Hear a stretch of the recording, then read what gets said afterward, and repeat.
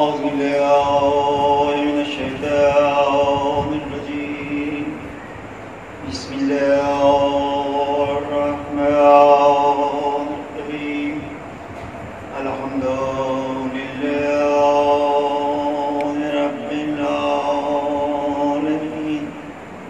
والصلاة والسلام على أشرف الأنبياء والمرسلين سيدنا ونبينا وشفيع ذنوبنا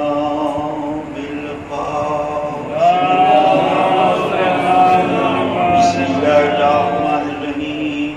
اهدنا الصراط المستقيم صراط الذين أنعمت عليهم غير المغضوب عليهم ولا الضالين.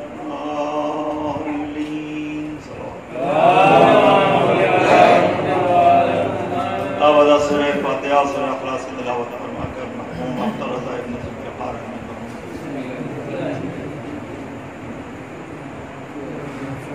بسم اللہ الرحمن الرحیم.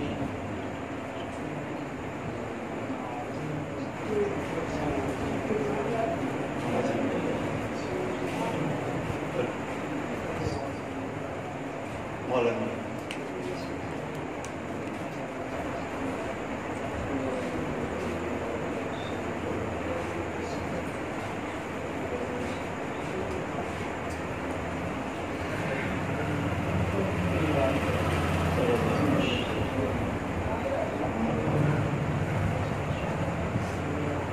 صلوات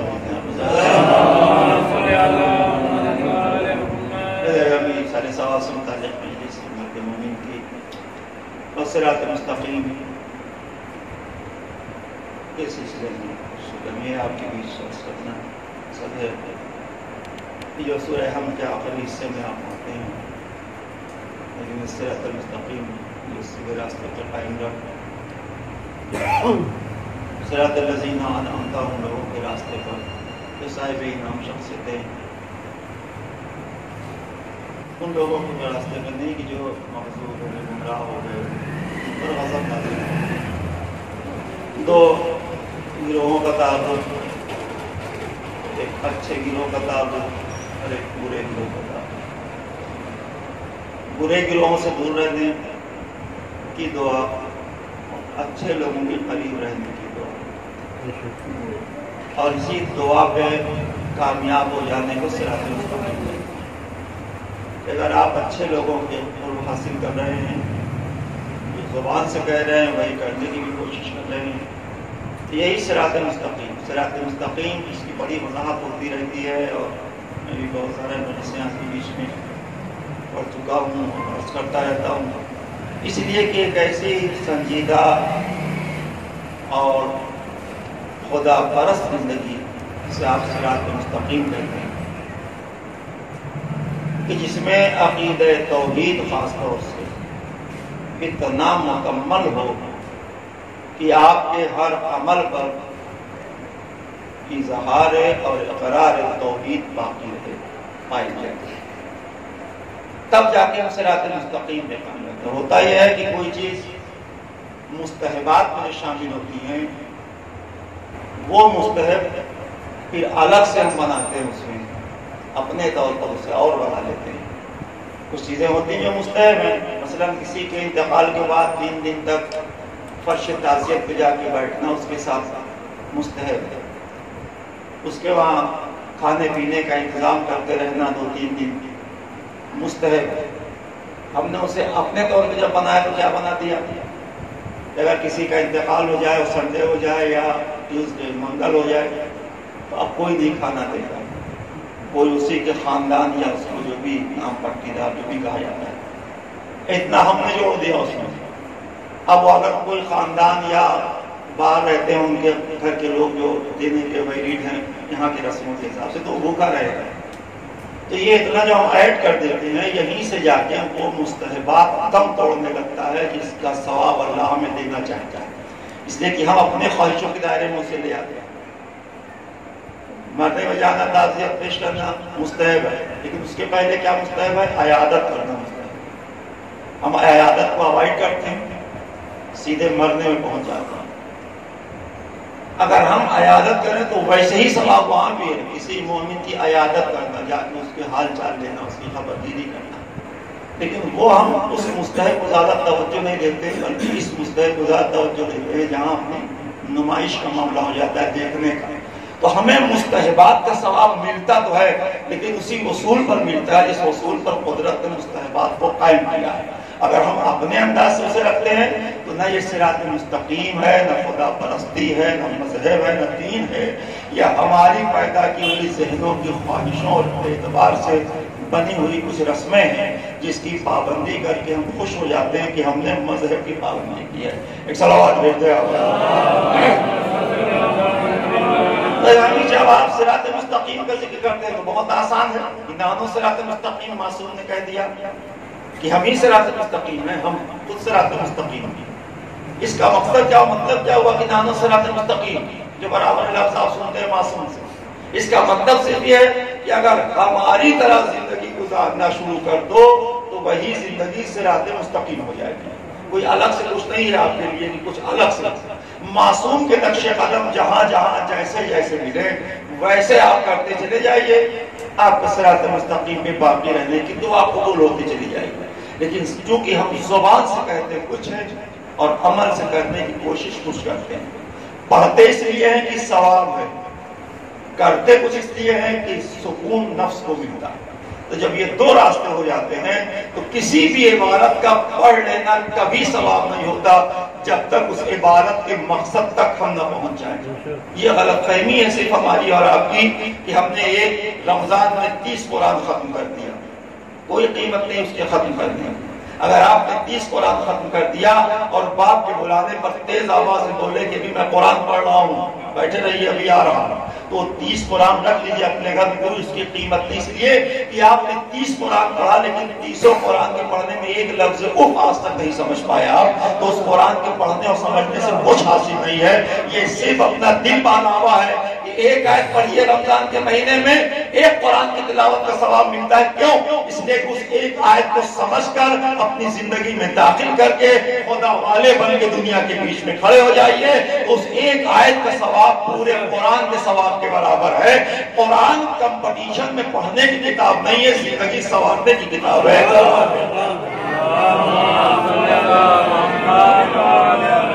اسی لیے آپ نے یہ ساری چیزیں جو ہمیں سمجھنا چاہیے، بہت کئی میں جسے رمضان میں ہو چکی میں پڑھ چکا ہوں کہ آپ اگر نرسری میں داخل ہوئے ہیں تو آپ 10 سال رہیں گے اسی میں، کلاس بدلے گا کہ نہیں بدلے گا؟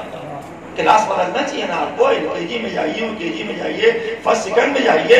یہ کون سا طریقہ کہ 17 رکعت نماز میں نام لکھایا تھا وہیں آپ 50 سال سے بیٹھے ہوئے ہیں کہ ہم 17 رکعت نماز پڑھ لیا ہم نے تو ہمارا صراط مستقیم کافی ہو گیا، دین کی پابندیوں بڑا احسان کر دیا پورے قوم و ملت پر اور پورے گھر پہ کہ ہم نے 17 رکعت نماز۔ یہ نرسری ہے، آپ کی پہلا کلاس ہے، آگے بڑھیے، اب 17 رکعت ہو چکی، یہ پڑھتے رہیے گا، لیکن اس کے پڑھنے کے فوائد جو ہیں اب LKG UKG میں جا کے دیکھیے کہ وہاں کیا کرنا ہے، کہ نماز پڑھنے کے بعد کا کلاس کیا ہے۔ اگر کوئی بچہ کاکا گاگا ABCD پڑھ کر 10 سال بیٹھا رہے، اس اسکول کو نہ آپ اسکول سمجھیں گے نہ ٹیچر کو ٹیچر سمجھیں گے، اس اسکول کو چھوڑ دیں گے کہ یہ کون سا اسکول ہے جہاں میرا بچہ 10 سال سے نرسری میں پڑھ رہا ہے اور آگے نہیں پڑھ پاتا۔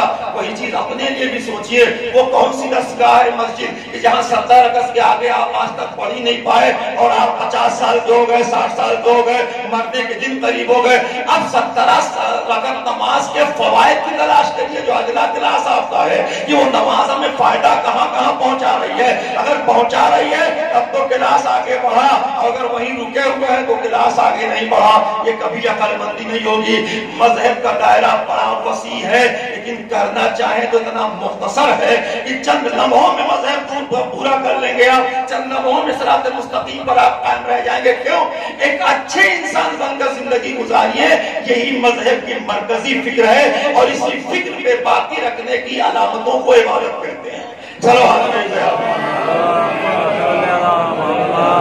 اس لیے کہ آپ لفظ عبادت کی معنی کیا ہوا؟ سارے مسلمانوں میں جو کم پڑھے لکھے مولوی حضرات ہیں وہ بھی یہ جانتے ہیں، جو دوسرے فرقے میں جائیے عبادت کسے کہتے ہیں؟ نماز، روزہ، حج، زکات، یہ عبادت نہیں ہے۔ عبادت حکم الہی کی پابندی کا نام ہے۔ اگر نماز عبادت ہوتی تو آپ مغرب کی 3 کے بجائے 5 کو نہیں پڑھ لیتے۔ نماز ہی تو ہے، عبادت ہے، کریے عبادت۔ روزہ آپ 4 ہی بجے کیوں نہیں کھول لیتے؟ بیٹھ جائیے لے کے افطار، روزہ تو ہو گیا 4 بجے تک، صبح سے 12 گھنٹہ بہت ہے، 4 سے 4۔ پھر آپ کے وقت کی پابندی کیوں کی؟ کہا نہ نماز، نہ روزہ، نہ حج، نہ زکات، یہ سب عبادت نہیں ہے۔ عبادت اصل میں ہے خدا کے حکم کو مان لینا، اور جب خدا کے حکم کو آپ مان لیں گے، اسی لیے عبادت گھٹ جاتی ہے، بڑھ جاتی ہے۔ جب آپ سفر میں جاتے ہیں اور 4 رکعت کی 2 ہو جاتی ہے، اس کا مطلب وہ نماز عبادت نہیں تھی، حکم الہی عبادت ہے۔ جب اللہ چاہتا ہے کہ قصر پڑھو، 2 رکعت پڑھو، سفر میں گئے کہا روزہ روک دو، پھر قضا رکھ لینا، آپ کو ضرورت پڑ گئی ہے سفر کرنے کی، اس کا مطلب روزہ نہیں عبادت تھی، حکم الہی عبادت بن گیا۔ یہ آپ کو روزہ چھوڑا کے آپ کو بغیر روزے کے سفر کروا رہا ہے۔ وہ جب تک حکم الہی کی پابندی کرتے ہیں اسی کو عبادت کہتے ہیں۔ جہاں جہاں حکم الہی کی عبادت کرتے جائیے، عبادت ہوتی جائے گی، اور اسی عبادت کو گزار لینے والے کو صراط مستقیم پہ گامزن مانا جاتا ہے۔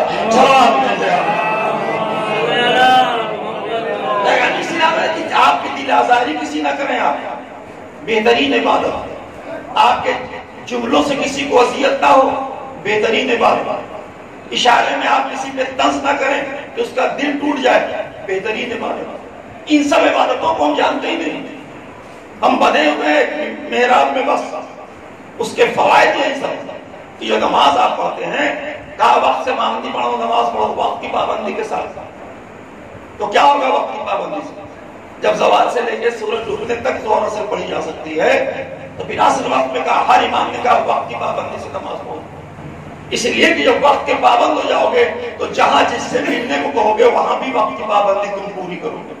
لیکن اگر نماز پہ وقت پڑھو گے تو کسی سے کہو گے 10 بجے ملنے، ملو گے 3 بجے، اس لیے کہ نماز پہ ایسے ہی پڑھی تھی، زوال ہو گیا تھا 12:45 بجے، نماز پڑھی تھی 3 بجے۔ تو نماز میں اگر آپ مستقل ہو گئے، وقت کے پابند ہو گئے، تو جسے وقت دیں گے وہاں بھی ملنے میں پابندی ہوگی۔ اب یہ آپ کے نماز کا بہترین اثر ہے جو وعدہ وفا آپ کر رہے ہیں بار بار۔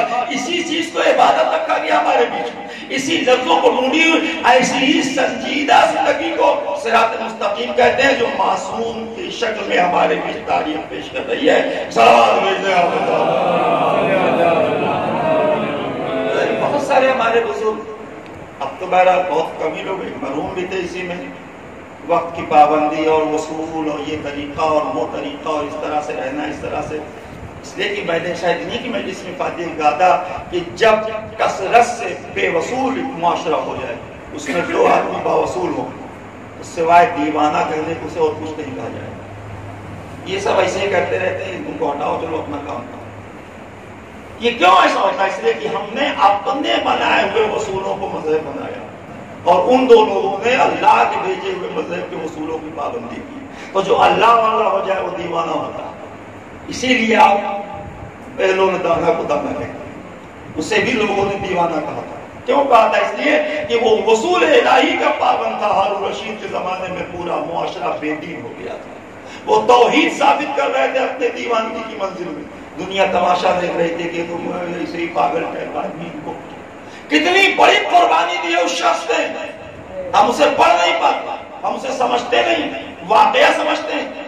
کتاب ملی تھی، بکتی تھی پہلے 100 واقعہ بہلولدانہ کا۔ یہ واقعہ کیوں؟ ان واقعوں میں ایک ایک واقعے میں ایک ایک کلیہ فلسفہ چھپا ہوا۔ یہ معصوم کے در سے وابستگی اور معرفت رکھنے والی شخصیتوں کی قیمت ہے۔ پھر معصوم کی کیا اہمیت اور قیمت اور ان کی کیا عظمت ہوگی، ہمیں اور آپ کو کیا سمجھتے ہیں؟ اس لیے کہ ہم اپنے واقعے کو، اگر بہلولدانہ کے ایک واقعے کو پڑھ لیں آپ کہ ہارون رشید نے کہا کہ تم ذہین ہو، میرے حکومت کے حصہ بن جاؤ، اس سے حکومت قاعدے سے چلے، تم بہت ہی عقل مند ہو۔ اس نے کہا اتنی جلدی میں فیصلہ نہیں کر سکتا، دربار چلے آئے، کہا میں ابھی نہیں بتا سکتا، اس کا فیصلہ میں اکیلے نہیں کرتا۔ آئے ساتھ میں امام کی زمانہ تھا، امام موسیٰ کاظم علیہ السلام آئے امام کی بات۔ آپ دیکھیے صراط مستقیم، نقش قدم جس کا صراط مستقیم اس رہبر کے پاس آ گیا۔ یہاں ذرا سا ایک کوئی عہدہ چھوٹا سا مل جائے تو کسی سے نہ پوچھنا نہ یاسنا، غلط ہو یا صحیح جلدی سے لے لو، چاہے وہ بے دینی کے درس سے ملے، چاہے وہ حرام ہو یا باطل ہو۔ امام کی بارگاہ میں آ رہا ہے وہ شخص جو حکومت پانے جا رہا ہے، ہارون رشید وزیر بننے جا رہا ہے، کہہ رہا نہیں میں نہیں بن سکتا. آیا امام سے مولا ایسے حالات پیدا ہو گئے. وہ کہہ رہا کہ میرے وزیر بن جاؤ, تم بہت ذہین ہو, بڑے عقل مند ہو, اور مجھے اشارہ بھی ملا کہ اگر میں انکار کروں گا تو مجھے قتل کر دیا جائے گا. مولا آپ کا کیا حکم ہے؟ کہا نہیں, باطل حکومت کا حصہ بننا, اس میں شرکت ہو جائے گی تمہاری. ظالم حکومت ہے, اس کے جب بھی تم پارٹ بنو گے تو اس میں ظالم ظلم میں تمہاری شرکت ہو جائے گی. پھر کیا کرو مولا؟ کہا تم ایسا کرو کہ قتل سے بھی بچ جاؤ, حکومت بھی نہ کرنے پاؤ. اب کتنی بڑی قیمت دینے جا رہے ہیں پہلو, کچھ تو کہتے. امام نے کیا کہا ساتھ میں؟ امام نے بھائی ایسا ہے, تم ایسا کرو کہ تم ذہین ہو نا, تم صبح اٹھو اور پورے بغداد شہر میں دوڑنا شروع کر دو. یہ طے کر لو کہ لوگ یہ سمجھ جائے کہ تم پاگل ہو گئے ہو. جب حکومت سمجھے گی کہ تم پاگل ہو گئے تو تمہارے عقل کی بنیاد پہ تمہیں اپنی حکومت کا حصہ بنا رہے ہیں. جب کہیں کہ پاگل ہو, چھوڑ دیں گے کہ جب پاگل ہو گیا آدمی تو بات نہیں ختم کرو. تو لکڑی کا گھوڑا بنا کے بغداد کے سڑکوں پہ ایک ذہین عقل مند عبادت گزار صراط مستقیم پہ گامزن بندہ اللہ امام کے حکم کی پابندی میں ذہین آدمی پاگل بننے کے لیے تیار ہو گیا. ہم ملنا نہیں چھوڑ پاتے علی کے دشمنوں سے, گلے لگا لیتے ہیں کہ وہ دوسرا معاملہ, یہ دوسرا معاملہ ہے, یہ سیاسی معاملہ ہے, وہ دینی معاملہ ہے. علی کو برا بھلا کہنے والوں کے پہلو میں بیٹھ کے ہم مزہ لیتے ہیں کہ ہمیں تو سرکاری حکومتوں کے درمیان بیٹھنے کا موقع مل رہا ہے. بہرحال دانا کیا نہیں بنے. ایک عقل مند آدمی پاگل ہونے کے لیے تیار ہو جائے, بہت بڑی قربانی ہے, آسان نہیں ہے. لوگ پتھر مارنے لگیں گے پاگل ہو, لکڑی کا گھوڑا بنا کے دوڑنے لگے, چل میرے گھوڑے ٹک ٹک ٹک. لوگ تالی بجانے لگے تو پاگل ہو گیا. اب رشید کا خبر پہنچی, کیا ہوا؟ تو دماغ ہی چل گیا رات بھر میں اس کا. کیا کہا؟ وہ تو ایسے حرکت کر رہا, چھوڑو نا. حق پہ باقی رہنے کے لیے ایک عقل مند دیوانہ اور پاگل بن کے پتھر کھانا برداشت کر رہا تھا, لیکن حکومت کرنا اس نے برداشت نہیں کیا. یہ امام کی اتباع اور اطاعت اور صراط مستقیم پر گامزن رہنے کی بہترین تصویر جو معصوم سے ہٹ کر غیر معصوم میں پیش کی ہے. صلوات بھیجتے ہیں.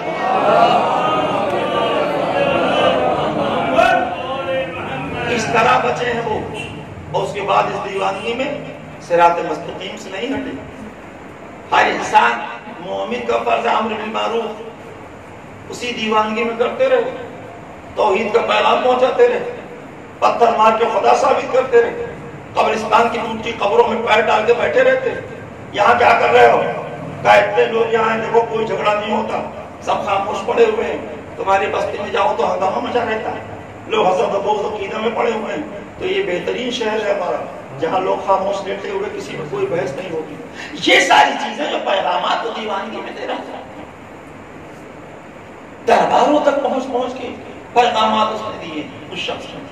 ایسے آسانی بہرول نامہ کہنا, بہرول دیوانہ کہتے ہیں.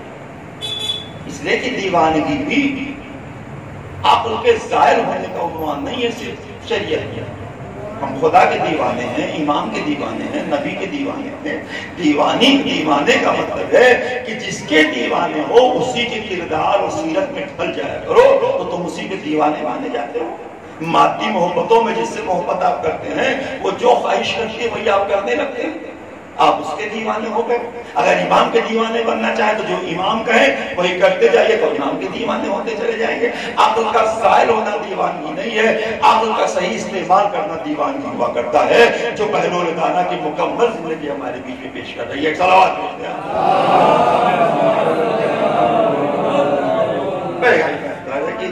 کیا جائے کافی ہے اس میں جیسے سارے سوال کے لیے.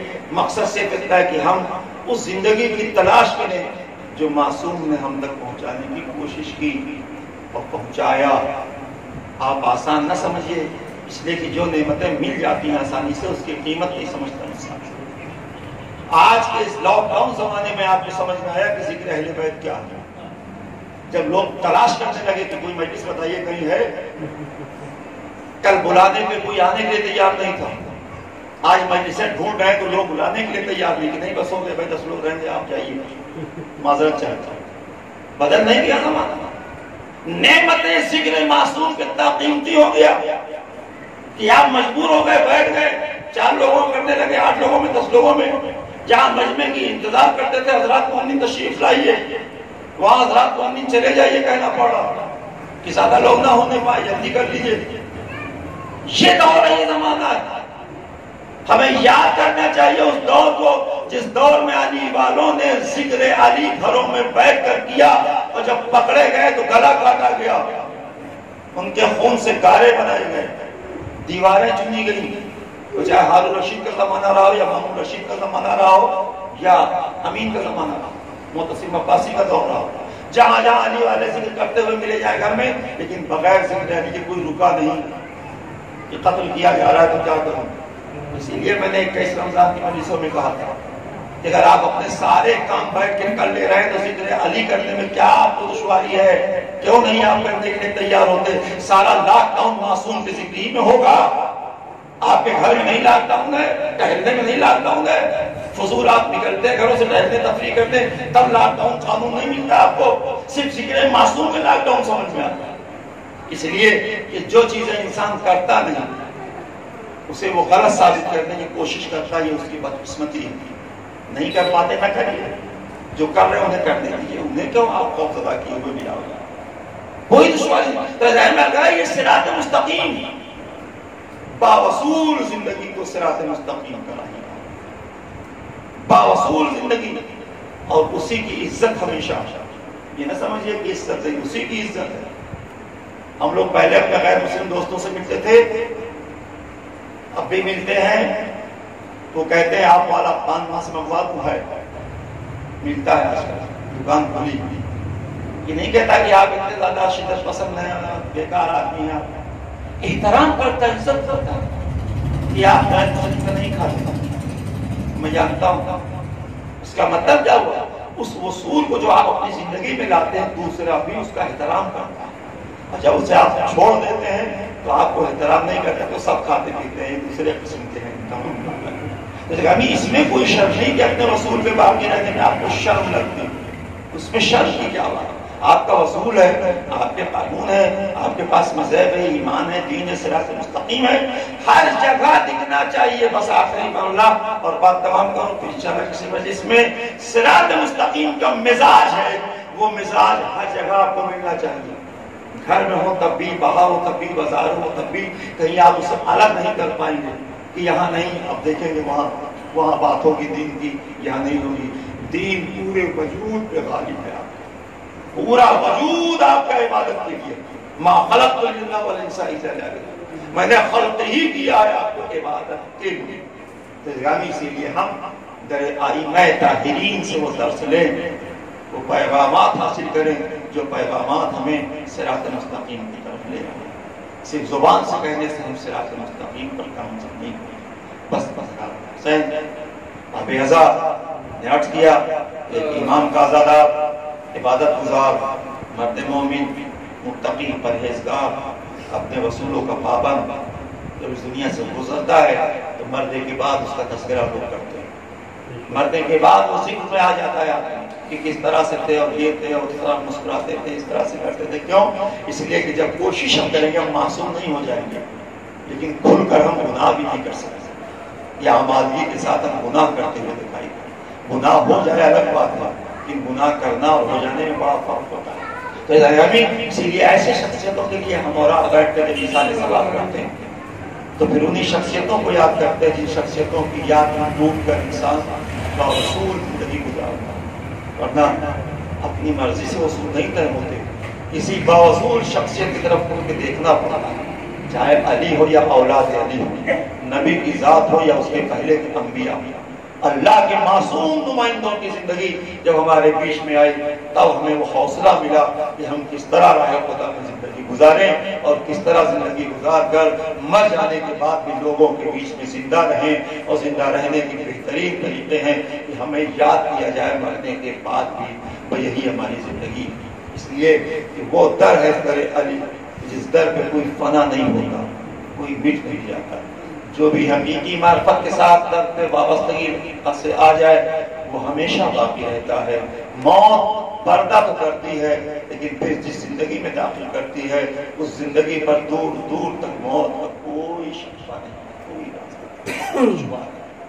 کیوں؟ اس لیے کہ آج ہم جس اصولوں کی بات کر رہے ہیں وہ بڑی آسانی سے ہمیں نہیں ملا ہے. جن اصولوں کو ہمیں صراط مستقیم کے مزاج کو پہنچانے والی شخصیتوں کو جب آپ دیکھتے ہیں تو کبھی وہ قید خانوں کی نظر ہو گئے تو کبھی تلواروں سے ضد کر کے، کبھی انہیں زہر سے مارا گیا. ابھی ساتویں امام کا واقعہ 14 سال تک قید خانے کی نظر میں مارا گیا. 14 سال تک قید خانے اور وہاں جا کے آپ کے ساتھ 14 سال قید خانے میں رہ کے امام نے کیا کیا؟ رہبری بھی رہتی، قیادت بھی چلتی رہی، امامت بھی باقی رہی، لوگوں کی اصلاح اور ہدایت بھی ہوتی. جو لوگ قید خانے میں آتے ان کی اصلاح. ظالم نے قیدی بنائے ہوئے تھے. امام قید خانے میں مشہور جملہ آپ کا، اس جملے سے ہم اور آپ لوگ سنتے ہیں لیکن پھر اس وقت یاد کرا دوں کہ جس جگہ ہم شکوہ کرتے ہیں کہ بار الہ میں قیدی بن گیا ہوں، تیری عبادت نہیں کر پاتا، اس قید خانے سے مجھے نکال لے کہ میں تیری عبادت کروں، یہی تو کہیں گے. کیا کہنا میرے ساتویں امام کا؟ ہے بڑے مظلوم تھے، بہت مظلوم شخصیت، لیکن کہا کیا قید خانے کی تنہائی میں بیٹھ کر مصلی پر امام نے کہا بار الہ تیرا لاکھ لاکھ شکر ہے کہ تو نے مجھے قید خانے کی وہ تنہائی دی جس میں میں بڑے سکون سے تیری عبادت کر رہا ہوں. جہاں عوام شکوہ کرتی بارگاہ الہی میں وہی امام شکر ادا کر رہا ہے. یہ ہے رہبر صراط، یہ ہے معصوم. ورنہ آپ جانتے ہیں 14 سال جس کا اسی میں چلا جائے قید خانے میں، اور اس کے بعد اس قید خانے سے جب شہادت کی خبر آئے تو کس انداز سے آئے؟ اس طرح کم کھانا پانی دے کر آپ کو ضعیف و ناتواں کر دیا گیا کہ مادی کمی کی بنا پہ آپ دنیا سے رخصت ہو گئے.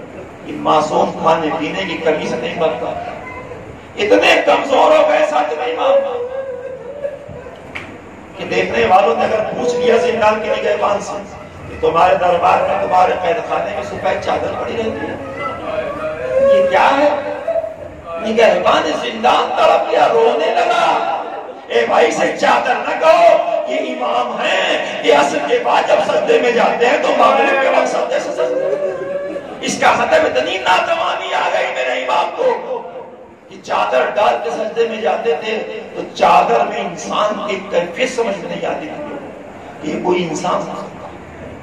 اس امام نے کس طرح لمحات قید خانے کے گزارے، لیکن جب آپ آخری وقت میں سنتے ہیں تو اتنی بے کسی کی موت.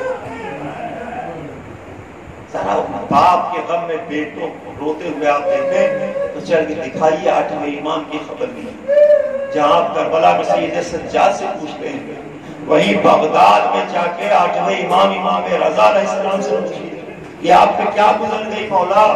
اسی لیے کہ جس کے باپ کو زہر دے کر اس کا لاشا بغداد کے پل پہ تنہا چھوڑ دیا جائے، جو کائنات کا وارث ہو اس کا لاشا لاوارث پڑا. باعجاز جب امام آئے تو امام نے کیا دیکھا کہ میرے باپ کے ہاتھوں میں ہتھکڑیاں بھی ہیں، پیروں میں بیڑیاں بھی پڑی ہیں. وزاداروں میں نہیں کہتا کہ کربلا کے مصائب کم ہے، بہت مصائب ہیں. کربلا کے مصائب کے سامنے سارے مصائب کمزور ہیں، لیکن کم سے کم چوتھے امام اور ساتویں امام میں یہ فرق ہے کہ جب چوتھے امام 25 محرم 95 ہجری کو شہید ہوئے زہر سے، ولید مرحوم نے آپ کو زہر دیا تو آپ کے ہاتھ کھلے تھے، آپ کے پیر کھلے تھے، گلے میں توق نہیں تھا، لنگر نہیں تھا کمر میں، آزاد تھے مدینے میں. لیکن جب ساتویں امام کو زہر دیا گیا تو پاس میں بیٹا تھا، نہ کوئی گھر والا تھا، تنہا قید خانے کی نظر ہوتے ہوئے موت کی آغوش میں میرا امام چلا گیا. کتنی مظلوم شخصیت ہے موسیٰ کاظم علیہ السلام. نبی عذاب میں 800 روپے سے بسائب کے سائے مرحوم کو ثواب کرتے ہوئے عیسیٰ کی ثواب کرتے ہوئے چمڑیاں مت کر لے اور بات تمام ہو جائے. یہ واقعہ میں کہا تو دیکھا لاشا پڑا ہوا، کیا گزر گئی ہوگی اس بیٹے پر کہ جس کے باپ کا لاشا بغداد کے ملک میں تنہا چھوڑ دیا گیا ہوتا ہے. لے گئے اٹھوا کر غسل سے پہلے، جسے ہم لوہار کہتے ہیں، اسے بلوا کے لوہے کٹوائے ہاتھ پر. اندازہ لگائیں اس بیٹے کے اوپر کیا معصوم بیٹا باپ کی ہتھکڑیاں کٹوا رہے ہیں. غسل سے پہلے کسی امام کے ساتھ ایسا ظلم نہیں ہوا کہ اس کے ہاتھوں میں ہتھکڑیاں اور بیڑیاں ہوں اور وہ شہید ہو جائے دنیا سے. ہر ایک بیٹے کی موجودگی میں دنیا سے رخصت ہے. یا 7ویں امام ہے یا 3رے امام حسین. اسی امام نے جملہ کہہ دیا کہ قید خانے کی نگہبان پیچھے سے گزرتے ہوئے جملہ سنا. ہائے دادی زینب، ہائے جد مظلوم حسین. یہ کہہ کے 7ویں امام نے سینے پہ ہاتھ مارا. زندان کا نگہبان کھڑا ہو گیا. یہ آپ کیا کہہ رہے ہیں؟ اتنے دن سے تو آپ خود قیدی ہیں اور اپنی دادی زینب کو قیدی مان کر ان کے اوپر رو رہے ہیں. آپ تو خود اتنے مظلوم ہیں اور آپ کربلا کے مظلوم اپنے جد حسین کو یاد کر رہے ہیں. جناب موسیٰ کاظم علیہ السلام کھڑے ہو گئے اور کہو گے اب یہ نہ کہنا جس طرح میری دادی زینب مظلوم تھی ایسا کوئی قیدی نہیں جس طرح میرا جد حسین کربلا میں ارے مظلوم ہو ویسا کوئی مظلوم نہیں. اسی لیے 7ویں امام کی لاشیں کو 8ویں امام نے اٹھایا تو صبر آ گیا کہ کم سے کم جنازہ تو اٹھا. لیکن آئے میرا چوتھا امام کربلا کی سرزمین بڑی حسرت سے دیکھتے رہے. اے بابا میں موجود ہوں، آپ کا لاشا بے غور و کفار اپنی ارادت اللہ لکم الظالمین انا للہ وَإِنَّا إِلَيْهِ رَاجِعُونَ رَضًا بِقَضَائِكَ تَسْلِيمًا بِأَمْرِكَ. حضرات ایک بار پھر سورہ فاتحہ اور سورہ اخلاص میں ذوق فرما کر مرحوم وقت رضائی سورہ بارہ مکہ